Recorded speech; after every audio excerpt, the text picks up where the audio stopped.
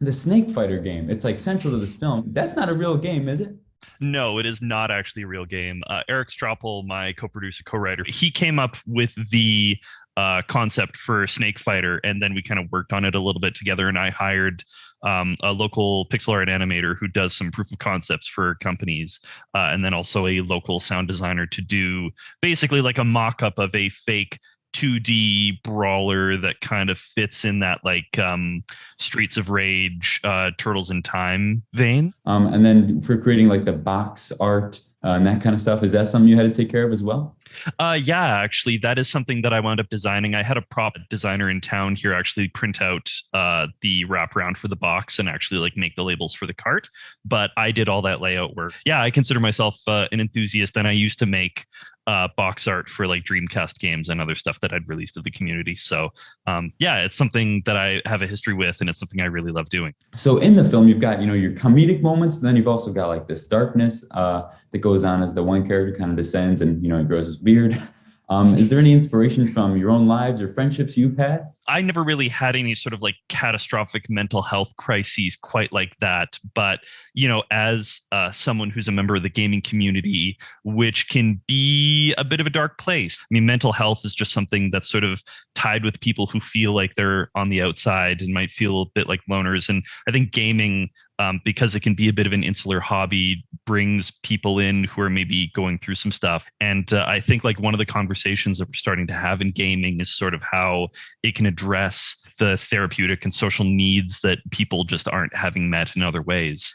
As a filmmaker and as a gamer, I think it's cool to explore those themes and just sort of let people in the community know that like, hey, it's not weird to talk to your friends and try to find community, and also to like use gaming in healthy ways to cope with, the pain of existence, as opposed to just using it as like a pure escape and something that can turn into a harmful addiction. The word womp. I'd never heard that before. Is that a slang term that I've never heard, or is that created for Throwback? I'm gonna toss this answer over to Eric Stroppel, my co-writer, co-producer. That comes specifically from anybody who grew up watching the cartoon show Recess. Like when I was growing up as a kid, that was something like a lot of people used as well. Of like, this really womps. This is really bad kind of deal. You won't. I feel like this is like one of the best love stories I've ever seen between like two friends, like that beautiful platonic love. And I would love to hear in creating this piece if anything in your personal life influenced this idea.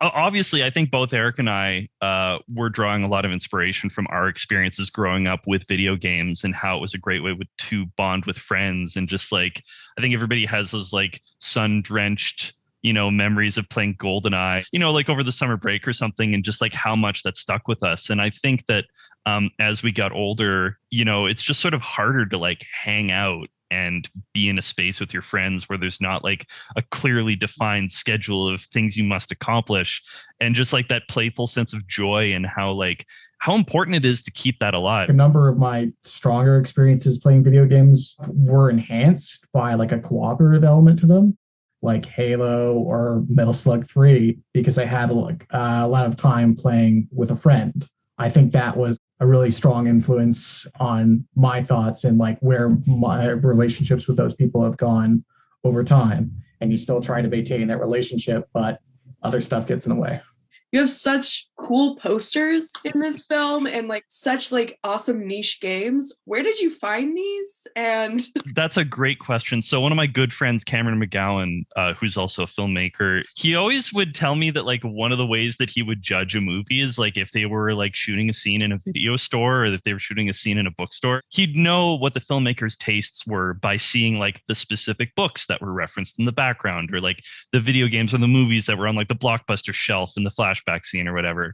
And so one of the things that I really tried to do was like, okay, which games from my personal collection can I sort of like sprinkle in this setup, or what posters could I put in the background? And so I talked to my art department and I basically said, okay, these are the games that I really love.